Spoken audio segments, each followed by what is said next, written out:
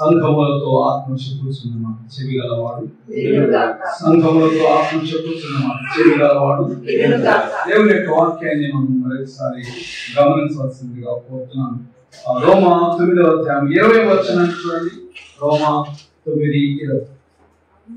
అవును గాని ఓ మనుష్యుడా, దేవునికి ఎదురు చెప్పుటకు నీవెవడవు?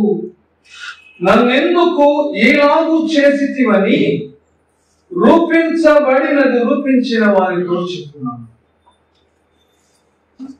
దేవుడు తన వాక్యమును మన వెనుకలో మన ఆత్మీయ మేలుల నిమిత్తం జీవించునుగాక. ఆమేన్ ఆమేన్ ఆమేన్. చిన్న ప్రార్థన చేస్తున్నాం. కృప కలిగిన తండ్రి, ఈ సన్నిధిలో నాతో మాట్లాడుతున్న మీ స్వరం విని మా హృదయంలో మీకు ప్రతిష్ఠించుకుని మీరు అంగీకరించగలిగినటువంటి అర్పణగా మీ పరిశుద్ధ పాదముల చెంత బ్రతుకులుగా ఇచ్చింది. మా అందరి ప్రాణాత్మ జీవనాన్ని ప్రతిష్ఠిస్తూ మా అందరి వ్యక్తిగత దోషంలో పాపము బలహీనతను బట్టి మా పితరుల పాపం బట్టి మమ్మల్ని క్షమించడం బట్టి మాకు యేసు నామమున అడిగి వేడుకొనుచున్నాము తండ్రి. ఒకడు ఒక మంటి పాత్రను తీసుకొని ఆ మంటి పాత్రను ఒక చోట ఉంచి చెత్త వేయడానికి వాడుకుంటున్నాడు. చాలాసార్లు నేను సిద్ధపడిన తర్వాత ఒక మాసిన వస్తువును, ఒక అపవిత్రమైన లేకపోతే శుద్ధి చేయని వస్తువును తాకినప్పుడు మనస్ఫూర్తిగా బాధపడతాను. ఎందుకంటే నేను శుద్ధి చేయబడ్డాను, ఒక అపవిత్రమైన దానిని తాకే నేను వెంటనే చేతులు పడదు. ఎందుకంటే అపవిత్రమైనది నన్ను తాకినది. పరిశుద్ధ గ్రంథాన్ని పట్టుకొని నేను పరిశుద్ధుని అవుతానా? అపవిత్రమైన దానిని తాకితే అపవిత్రం అవుతాను, కానీ పరిశుద్ధ గ్రంథాన్ని పట్టుకొని పవిత్రమైన వస్తువును నేను పట్టుకున్నాను కాబట్టి నేను పరిశుద్ధుని చెప్పగలనా? నా మనస్సు నా యందు బలహీనంగా ఉన్నంత వరకు నేను అపవిత్రుడినే పరిశుద్ధ గ్రంథాన్ని పట్టుకున్నాను. అక్కడ ఉన్నటువంటి ఒక పాత్రను నేను బలహీనమైనదిగా అపవిత్రమైనదిగా ఎంచవచ్చు, కానీ నేను గ్రహించవలసినది ఏంటంటే నేను ఎంత బలహీనంగా అపవిత్రమైనదిగా దానిని చూసినా ఆ వస్తువు తాను ఎందు నిమిత్తము నిర్మించబడినదో ఆ పనిని చేయడానికి తల వంచుకొని అంగీకరించి ఉపయోగపడుతుంది. ఆ వస్తువు ఎప్పుడు నన్ను హీనముగా చూస్తున్నారే అనుకోదు. అది ఎప్పుడు తనను అవమానపరిచినందుకు సిగ్గుపడదు, దుఃఖపడదు. దేవుని సన్నిధిలో విజ్ఞాపన చేతి, దేవా నన్ను ఎందుకు ఇలా చేశావు? దేవా నన్ను ఎందుకు అవమానానికి అప్పగించావు? దేవా నా బ్రతుకు ఇంతేనా అని ఎప్పుడు దేవుని ప్రశ్నించదు. దానికి మాట ఇచ్చిన దేవుడు అది చెప్పేది ఏంటో తెలుసా? నన్ను వాడుకున్నందుకు వందనాలు అని నరుడు ప్రతి విషయంలో ప్రభువుని ప్రశ్నించుట, ప్రభు చిత్తమును ఎదురు తిరుగుట నేర్చుకుంటాం. బైబిల్లో ఒక మాట మనం చదువుకున్నాం ఇందాక 18వ వచనం.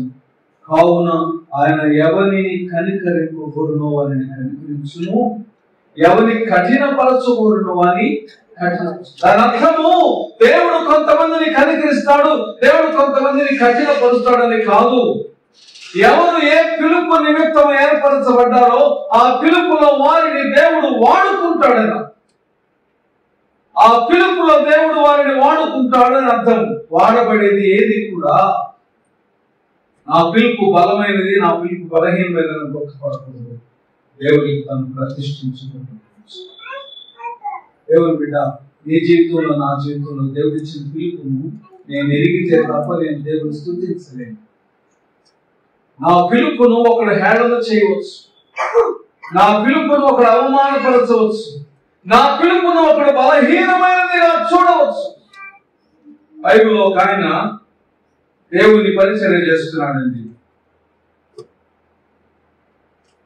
రోషంగా మాట్లాడుతున్నాడు, రాజును ఎదిరిస్తున్నాడు, రాజ్యములను హేళనగా మాట్లాడుతున్నాడు, దేవుని కొరకు మాట్లాడుతున్నాడు. అతను చేసే దేవుని పనిని చూసి రాజుకు కోపం వచ్చింది. రాజుకు కోపం వచ్చి అతన్ని పిలిపించాడు. పిలిపించి ఏమన్నాడో తెలుసా? చూడండి, ఆమోసు గ్రంథం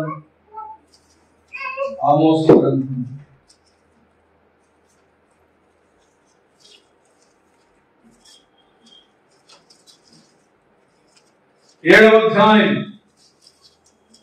బుక్ ఆఫ్ ఆమోస్ చాప్టర్ 8:7. మరియు యెహోవా తాను మట్టపుగులు చేత పట్టుకొని ముందు పెట్టి చక్కగా కట్టబడిన ఒక గోడ మీద నిలువబడి,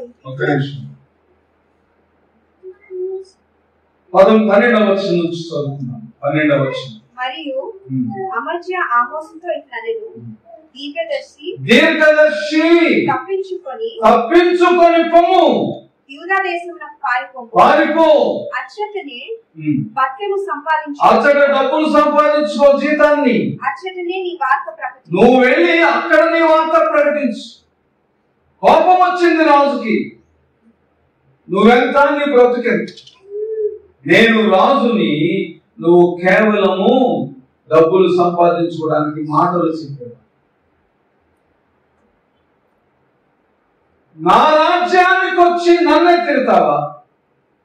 గోవే, యూదా దేశానికి వెళ్ళిపో, ఇది ఇశ్రాయేలు దేశం. దీర్ఘదర్శి, వెళ్ళిపో.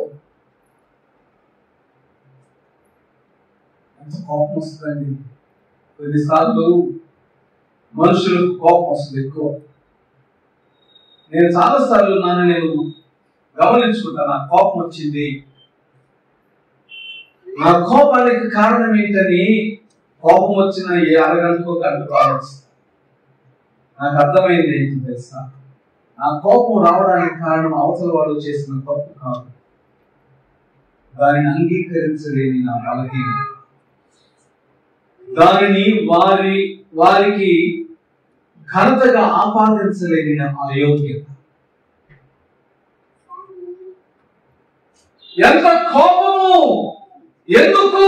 నా వల్లే అతడు లేక ఆమె లేనందున, నేను కోరుకున్న విధంగా ఆ వ్యక్తి లేనందు. ఎందుకుండాలండి? ఎందుకుండాలి ఆ వ్యక్తి? నువ్వు కోరుకున్న విధంగా ఎందుకు ఉండాలి? నీ మనసుకు నచ్చినట్లు ఎందుకు ఉండాలి? నీ తలంపుకు తగినట్లు వారు ఎందుకు బ్రతకాలి? They have their own identity, individual. ఎవరి జీవితాన్ని ప్రశ్నించడానికి నీకు అర్హత ఉందండి. రోమా 14 అధ్యాయం చూడండి ఒకసారి. రోమా 14.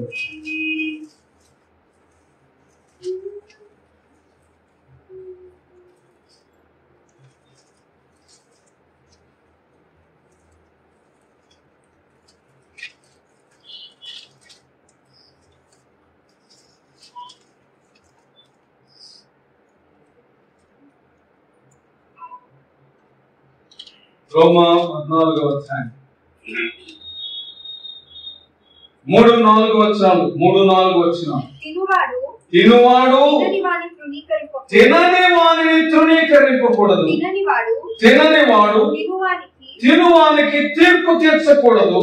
ఎలయనగా దేవుడు అతనిని చేర్చుకొనెను, పరుని సేవకునికి తీర్పు తీర్చుటకు నీవెవడవు? అతడు నిలిచి ఉండుటయైనను పడి ఉండుటయైనను అతని సొంత యజమానుని పనియే అతడు నిలుచును, ప్రభు అతనిని నిలువబెట్టుటకు శక్తిగా. ఒకడు తింటాడు, ఇంకొకడు తినడు. Who are you to judge? Who are you to question? నన్ను నేను ప్రశ్నించుకోవడం నేర్చుకున్న తర్వాత నేను నేర్చుకున్నది ఒకటే, if someone is not happy with me, if I am not happy with someone, నేను సైలెంట్ గా ఉండడం నేర్చుకున్నాను. నేను సైలెంట్ గా ఉంటాను. నా మనస్సులో నేను పాపం చేయకూడదు, నా నోటి మాట చేత నేను పాపం చేయకూడదు, నా క్రియతో నేను పాపం చేయకూడదు. సైలెంట్ గా ఎందుకు ఉంటానంటే, సైలెంట్ గా ఉన్నప్పుడు నా మనస్సు సమాధానపడడం నేర్చుకున్న తర్వాత నా మనస్సులో నన్ను బాధించిన వాడితో కూడా నోరు తెరిచి సంతోషంగా మాట్లాడగలను. నన్ను దుఃఖపెట్టిన వారిని కూడా నేను ఆదరించగలను, ప్రేమతో పలకరించగలను. ఎందుకంటే నా ప్రభువు నాకు సమాధానం. It is their life. ఎవరి జీవితం వాడు. నాకెందుకు కోపం, నాకెందుకు ఈర్ష్య?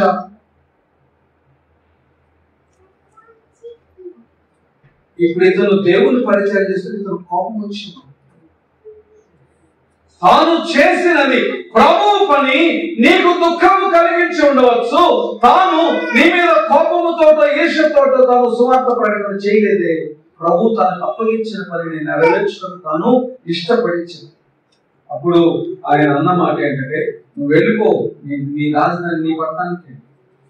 అప్పుడు అతను చెప్పిన జవాబును చూడండి, 14వ వచనం. అందుకు ఆమోసు సమస్యతో ఇట్లను, నేను ప్రవక్తనైనను కాను, ప్రవక్త యొక్క శిష్యుడనైనను కాను, కానీ పశుల కాపరినై మేడి పండ్లు ఏరుకొని వాడను. నా మందలను నేను కాచుకొనుచుండగా యెహోవా నన్ను పిలిచి, నీవు పోయి నా జనులకు ఇశ్రాయేలు వారికి ప్రవచనము చెప్పుమని నాతో ధైర్యంగా నిలబడి అంటున్నాడు. అయ్యా, నేనేమన్నా ప్రవక్తనా నీ దగ్గరకు వచ్చి చెప్పడానికి? లేకపోతే ప్రవక్త కుమారుడు నా నీకు వచ్చి నేను సువార్త ప్రకటిస్తాను? పశువుల కాపరి చెట్టు మీద నుంచి కిందకు మేడి పండ్లు పడుతుంటే ఏరుకుంది. నేను నా మందలను కాచుకుంటున్నా, దేవుడు నాతో ఏమని, వెళ్ళి నా జనులకు ప్రకటించు. ఇక్కడ గమనించవలసింది ఏంటంటే, ఇశ్రాయేలు దేశంలో యూదావాడు సువార్త ప్రకటిస్తున్నాడు. అంటే ప్రతివాడు ప్రభుని కుమారుడే. నువ్వు యూదావాడి యూదా ప్రకటించుకో, ఇశ్రాయేలుకు రావద్దంటే దేవుడు ఏమన్నాడు? నా జనులకు అన్నాడు. ఫలానా దేశం వాళ్ళకి, ఫలానా రాష్ట్రం వాళ్ళకి అనేది. నేను నా ప్రభు సన్నిధిలో ఎలాగో అంగీకరించబడ్డాను, మరి ఒకరు కూడా అలాగే అంగీకరించబడ్డాను. When I look at them, I should look at the person who was created by the Lord in his own image. క్రీస్తు స్వరూపములో చేయబడిన ఇంకొక వ్యక్తిని ప్రేమించుటకు నేను పిలువబడ్డానని, ద్వేషించుటకు కాదు, కోపపడుటకు కాదు. నేనే కోపపడితే, బలహీనుడను పాపము చేయుచున్న నేనే కోపపడితే, నీతిమంతుడు నా మీద కోపపడితే నా పరిస్థితి. అందుకే దేవుడు దేనిని ఎందు నిమిత్తము నిర్మించినో ఆ పిలుపును అది చేయుటకు ఇష్టపడినప్పుడు దానిని నేను అపవిత్రమైనదిగా ఎంచకూడదు, దానిని నేను అయోగ్యమైనదిగా ఎంచకూడదు. అది ఎందు నిమిత్తము చేయబడినో దాని పిలుపును నేను గుర్తించుటకు నేర్చుకోవాలి. క్రైస్తవులమైన మనకున్న బలహీనత ఏంటో తెలుసా? క్రైస్తవులకున్న అతిపెద్ద బలహీనత నేను చెప్తున్నా, బాగా వినండి. You do not know your call even today. నీ పిలుపు ఏంటో, దేవుడు నిన్ను ఎందుకు నిర్మించాడో, దేవుడు నిన్ను ఎలా వాడుకోవాలనుకున్నాడో, దేవుని మనస్సులో నీకున్న నీ పిలుపుకున్నటువంటి నిన్ను నిర్మించడంలో దేవుని ఉద్దేశం ఏంటో నీకు ఇంతవరకు తెలియదు. నేను క్రైస్తవుడనయ్యాను కాబట్టి చర్చికి వెళ్ళాను. నేను క్రైస్తవుడనయ్యాను కాబట్టి నా ఇంట్లో బైబిల్ ఉండాలి, క్రిస్టియన్ బుక్స్ ఉండాలి. నేను క్రైస్తవుడనయ్యాను కాబట్టి నేను ప్రార్థన చేసుకోవాలి, బైబిల్ చదవాలి. నేను క్రైస్తవుడను కాబట్టి చర్చికి వెళ్ళాలి. నేను క్రైస్తవుడను కాబట్టి ప్రభువు ఏమేమి చేయమన్నాడు అవి చేయాలి. మనం చాలా వరకు ఇదే మన పిలుపు అనుకుంటాం. ఎవరు చెప్పారు? నీ పిలుపు అదేనని ఎవరు చెప్పారు? వేరే మతస్థుడు కూడా నువ్వు ఇప్పుడు క్రిస్టియానిటీలో చేస్తున్న పనులను తాను తన మతంలో చేస్తున్నాడు. అది మన విధి. ఒక మతాన్ని లేకపోతే ఒక విశ్వాసాన్ని అంగీకరించిన నీవు దాన్ని చేయవలసినటువంటి బాధ్యతను కలిగి ఉన్నావు. కానీ క్రీస్తు నిన్నెందుకు నిర్మించాడు, దేవుడు నిన్నెందుకు పిలిచాడు, దేవుడు నిన్నెందుకు రూపొందించాడు, ఆ పిలుపు నీకు తెలుసా? నేను దేవుడు అంటే భయం కలిగిన వాడని నేను చెప్తున్నాను. కానీ యాకోబు పత్రికలో ఏముందో తెలుసా? దయ్యములు సైతము నమ్మి దయ్యాలు కూడా నమ్మి భయపడుతుంది, నేను భయపడుతుంది. ఏంటి మా ఇద్దరికి తేడా? ఏంటి మా ఇద్దరికి తేడా? దయ్యం ఎందుకు భయపడుతుందంటే దేవుడు తనను అపవిత్రమైన నరకములో పడవేయని. మనం ఎందుకు భయపడుతున్నామంటే దేవుడు పడతాడేమో, శిక్షిస్తాడేమో, అడిగింది ఇవ్వడేమో. కానీ విశ్వాస విషయంలో వచ్చేసరికి ప్రభువు పిలుపు ఎరిగి ప్రభువు నీకు అప్పగించిన దానిని నెరవేర్చే వరకు నేను నువ్వు ప్రతిష్ఠించుకుంటున్నాను. ఇందాక మనం చదువుకున్న వాక్యం మధ్య అవును గాని ఓ మనుష్యుడా దేవునికి ఎదురు చెప్తాడు, నన్నెందుకు ఇలాగూ చేసినవని రూపొందించబడినది రూపొందించిన వానితో చెప్పున్నాను. నీ జీవితంలో నా జీవితంలో రూపొందించిన వారి మనసు నెరగకుండా ఒక క్రైస్తవుడు తన పనిని నెరవేర్చ. ఒకసారి ఒక ప్రవక్తకి చాలా కోపం వచ్చింది. ఎంత కోపం వచ్చిందంటే దేవునితో అడుగుతున్నాడు, దేవా నన్ను ఎందుకు బతికిస్తున్నావు? I don't want to live. నేను ఇంత బ్రతుకు ప్రవక్తగా బ్రతికి ఒక స్త్రీ, ఒక అన్య స్త్రీ చంపితే చచ్చిపోవాలి. ఒక స్త్రీ చంపితే చచ్చిపోవాలా? ప్రభువుని ఎరగని ఒక స్త్రీ నన్ను చంపమని సైనికులు పంపుతుందే, నేను ఇంత బలంగా వాడబడ్డాను. నేను ప్రార్థన చేస్తే ఆకాశం నుండి అగ్ని దిగి వచ్చింది. 850 మంది మరి అన్య జనులు, అన్య ప్రవక్తలు ఎదుట, కొన్ని వేల కొద్ది లక్షల కొద్ది ఇశ్రాయేలు ఎదుట నేను నీ కొరకు రోషంగా నిలబడితే, ఒక స్త్రీ నన్ను చంపడానికి సైనికులు పంపుతుంటే నేను ఎందుకు బతకాలి? నేను బతకను. తీసేసా. నిజమైన సేవకుడుగా ప్రభు కొరకు రోషంగా వాడబడిన వాడు బలహీన పడ్డాడు. He was an angry prophet. He was a condemning prophet. Righteous anger అతనిది, కానీ బలహీన పడ్డాడు. అక్కడ అతనికి అర్థం కాదు ఏంటంటే తన పిలుపు ఇంకా ముగియలేదు. తన పిలుపు ఇంకా ముగియలేదు, కానీ తనకి ఆ రోషం అడ్డం వచ్చింది, స్వార్థం అడ్డం వచ్చింది, శరీరం అడ్డం వచ్చింది.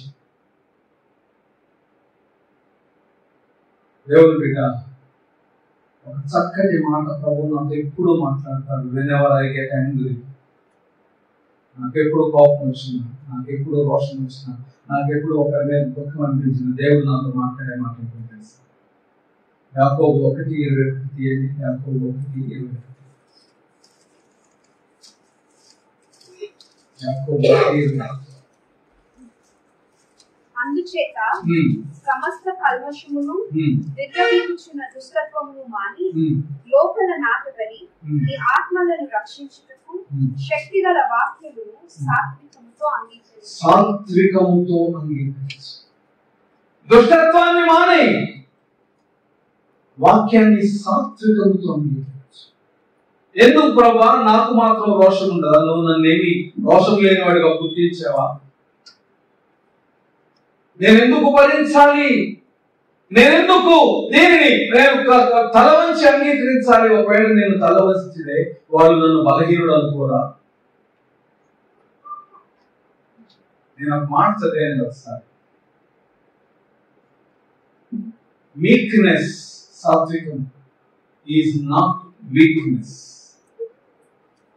నేను సాత్వికంగా తల వంచుకుంటే ఇతరులు నన్ను బలహీనుడు లేకపోతే ఏమి చేతగలడు అనుకోవచ్చు. కానీ ట్రూత్ ఏంటంటే meekness is not weakness, it is a power under control. నా చేతుల్లో నా గుణాన్ని నేను భద్రపరుచుకుంటున్నాను, నా కోపాన్ని నేను కాపాడుకుంటున్నాను, నా నీతిని నేను కాపాడుకుంటున్నాను. 20వ వచనం చదవండి. యాకోబు 1:20 చదవండి. ఎందుకనగా నరుని కోపము దేవుని నీతిని నెరవేర్చదు. ఈ మాట ప్రభు నాతో ఎప్పుడు మాట్లాడు. నరుని కోపము దేవుని నీతిని నెరవేర్చదు. When I get angry, నేను దేవుని పిలుపును తృణీకరించిన. When I get angry, I get bad thoughts. అవతల వారి గురించి బలహీనంగా ఆలోచిస్తాను. అది నేను నేర్చుకున్న తర్వాత దేవుడు నాకు నేర్పించిన ఆత్మీయ సత్యం ఏంటో తెలుసు. Whenever you are angry, pray for that person. నాకు నీ మీద కోపం వస్తే నేను చేయవలసింది ఏంటంటే మోకరించి నీకు ప్రార్థించు. నీ కొరకు ఎప్పుడైతే ప్రార్థన చేయడం ప్రారంభిస్తానో కోపం పక్కకి వెళ్ళి నీ మీద ప్రేమ.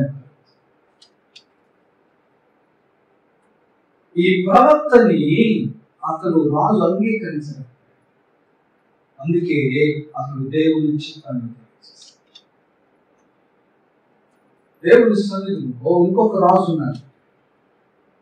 ఆ రాజు దేవుని చేత ఏర్పరచబడినటువంటి రాజు, దేవుని చేత అభిషేకము పొందిన రాజు, దేవుని చేత ప్రతిష్ఠితను పొందిన రాజు. దేవుని కొరకు ఎంత రోషం అంటే ఇశ్రాయేలు ప్రజల మీదకి కొంతమంది యుద్ధానికి వస్తే యుద్ధం చేయడానికి పిలిస్తే ఎవరు రాలా.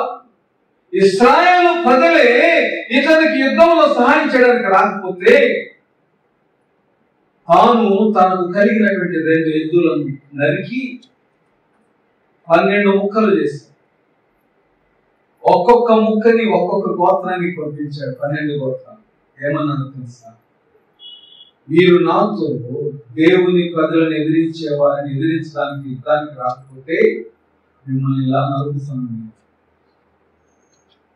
అలాంటి రోషం కలిగినటువంటి సౌలు రాజు దేవుడు తనను వాడుకునే కొద్ది గర్వం వచ్చేసింది, అతిశయం వచ్చేసింది. తనకు కలిగిన ఆశీర్వాదాన్ని బట్టి తాను గొప్పవాడిగా ఫీల్ అవ్వడం. నాకు నచ్చని మాట కానీ జరిగిన సత్యం ఏంటంటే సౌలు రాజుగా ఉంటే దురాత్మ అతని మీదకి వచ్చింది. ఫస్ట్ లో నాకు అర్థం కాకపోతే ఇతను తప్పు చేశాడు కదా, అందుకే దురాత్మ వచ్చింది అనుకున్నా నేను. కానీ బైబిల్ సరిగా చదువుతుంటే నాకు అర్థం ఏంటి తెలుసా? దేవుడే దురాత్మను అతని మీద. దేవుడే ఎందుకు? దేవుడు తాను ఎన్నుకున్న వాడిని దురాత్మ ఎందుకు పంపాడంటే దేవుడు నిన్ను తృణీకరించాడు, నీ స్థానంలో వేరొకరిని ఎన్నుకున్నాడని చెప్పాడు. దేవుడు నిన్ను తృణీకరించాడు, నీ స్థానంలో వేరొకరిని ఏర్పరచుకున్నాడు. ఎందుకు ప్రభు అంటే నువ్వు గర్వించి నా చిత్తమును జరిగించిన. చివరికి అతని లైఫ్ ఏమైందో తెలుసండి? అన్యజనులను పిలిచి నన్ను చంపండి చంపండి. అన్యజనులు కూడా భయపడ్డారు. అతడు దేవుని చేత ఏర్పరచబడిన రాజు అని. నా పిలుపును నేను మర్చిపోతానండి, అందుకే నేను దేవుని చెప్తున్నాను. చదువుకున్న వాక్య భాగం అంటే దేవునికి ఎదురు చూపుతున్నాను. దేవుని పిలుపు నుండి ఎరిగేవా? నీ పిలుపు నీ జీవితంలో నేను ఇందు కొరకు నిర్మించబడ్డాను అని గ్రహించావా ఎప్పుడైనా? ఒక సాడ్ స్టోరీ బట్ సక్సెస్ఫుల్. ఆ సాడ్ స్టోరీ బట్ సక్సెస్ఫుల్. నా జీవితంలో ఒక మాట చెప్తాను. It took me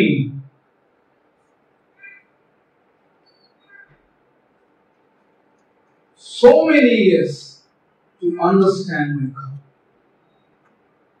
నేను బైబుల్ కాలేజ్కి వెళ్ళానండి,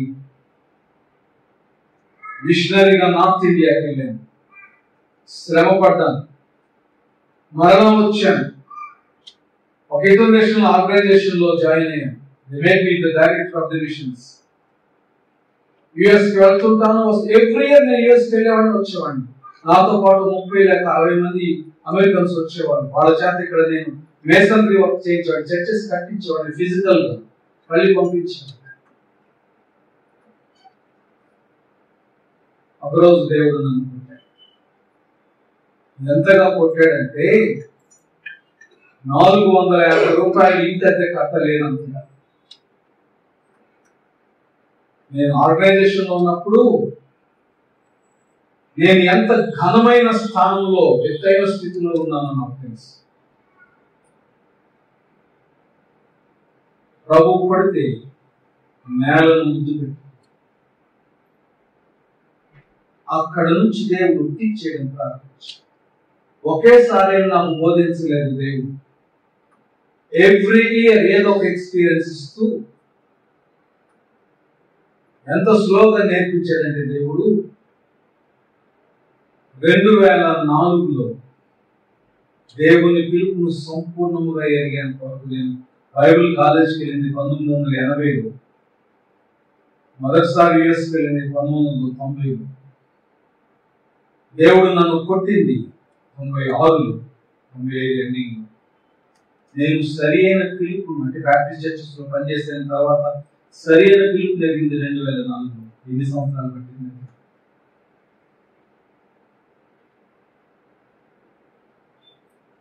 నేను ఆయన స్లో లెర్నర్. ఆయనకు అర్థమైంది ఏంటంటే నన్ను పిలిచిన దేవుడు నేను మరలా పడిపోకుండా నిమిత్తం ఒక్కొక్కటి నేర్చుకుంటా. మనం అనుకుంటాం చాలాసార్లు, దేవా అన్ని ఇప్పుడే రావాలి, నాకు అన్ని ఇప్పుడే నేర్చుకోవాలి, నేను అన్ని ఇప్పుడే తెలుసు. ప్రభు అంటున్నాడు, దేవుని పిలుపును ప్రశ్నించుకుని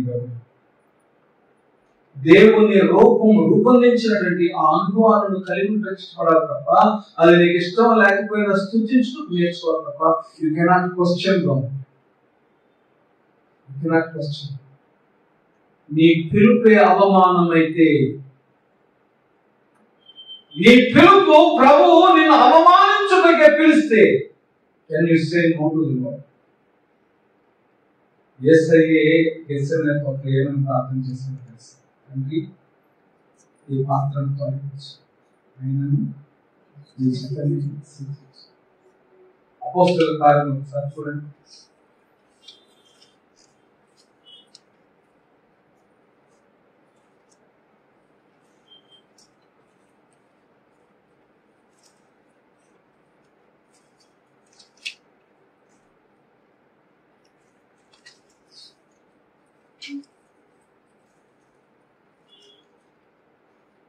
తొమ్మిదవ అధ్యాయం, అపోస్తలుల కార్యములు 9వ అధ్యాయం.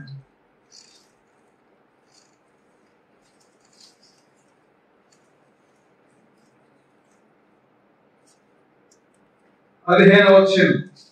అందుకు ప్రభువు, నీవు వెళ్ళుము, అన్య జనుల ఎదుటను రాజుల ఎదుటను ఇశ్రాయేలుల ఎదుటను నా నామము భరించుట. మాట నాకు చాలా భారంగా అనిపిస్తుంది.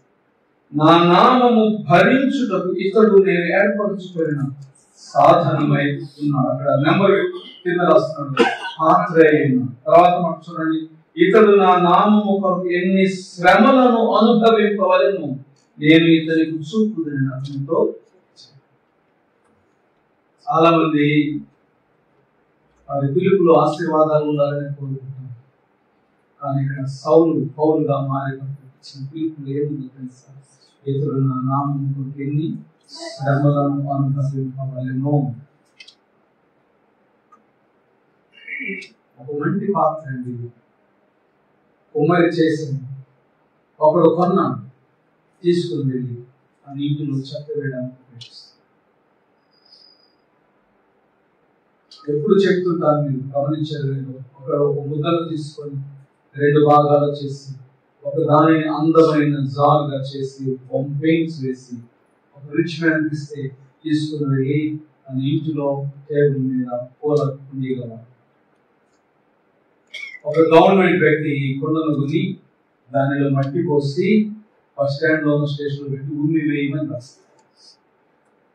2 ఒకటే ముద్ద, 2 రకాలుగా చేయబడ్డాయి. అది ధనవంతుని ఇంటిలో వాడబడినట్టు ఇది ప్రజల మధ్య వాడబడింది. ఇది సిగ్గుపడనవసరం లేదు, అది గర్వపడనవసరం లేదు. ఈ 2 తను ఎందుకొరకు నిర్మించబడింది. నా పిలుపు ఏంటి? క్రైస్తవుడుగా వాట్ ఈజ్ యువర్ కాల్? నీకెందుకు దేవుడు అంటే కోపం? నువ్వెందుకు దేవుడిని క్వశ్చన్ చేస్తావు? నువ్వెందుకు ప్రార్థించేటప్పుడు దేవుడికి ఆజ్ఞాపిస్తావు? నువ్వెందుకు దేవుని యొక్క వాక్యాన్ని చదివేటప్పుడు ప్రభువు నీకు ఇచ్చిన వాగ్దానములను ప్రభువు నీకు ఇచ్చి ఉన్నాడని ఎందుకు గ్రహించక ప్రభువును అడుగుతూ ఉంటావు, ఇది చేయి అది చేయమని? Don't you know that he never kept your positions into his position? నీ ఆశీర్వాదాన్ని నీకు దేవుడు అప్పగించిన వాటిని తన అప్పగింపులకు దాచుకోలేదు. దేవుడు చూడడం చేత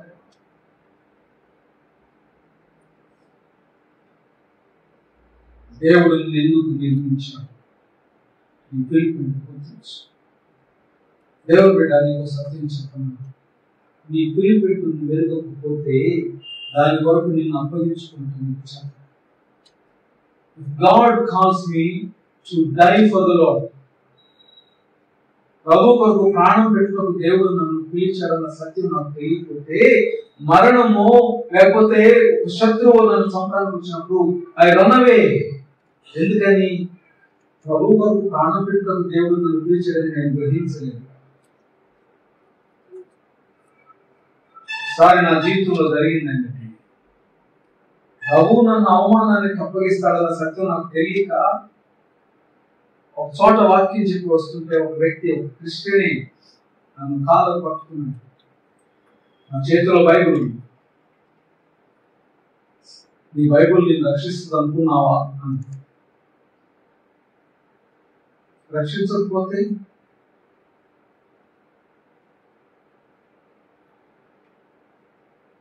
నన్ను పెట్టి వీటి మీద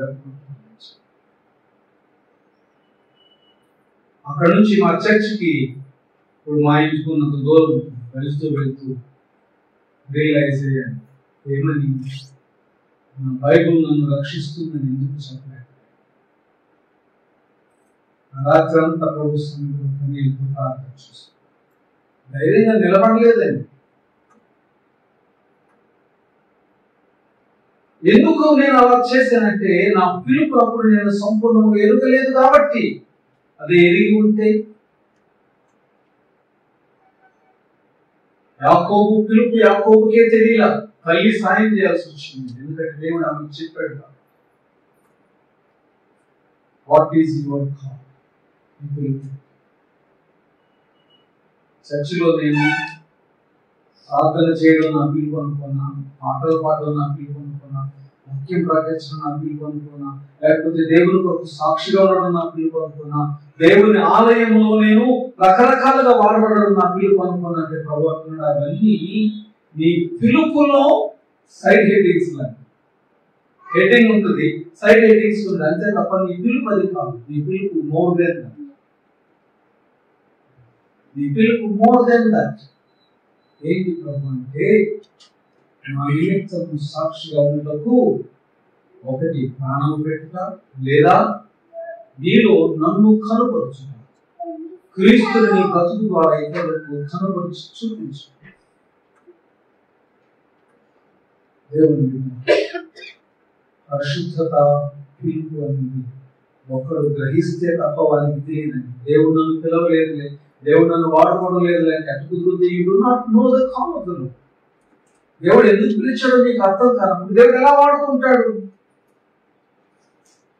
ఒకవేళ నేను అనుకుంటున్నప్పుడు దేవుడు నన్ను బలంగా మొదటి రోజు వాడుకుంటే వాటికి పడిపోయి ఉండేవాడిని నేను అతిశయించి బలహీన. దేవుని ఆయన ముఖ్యం. ఆ పిలుపు నెరిగి ఆయన కొరకు బ్రతుకుట నీకు.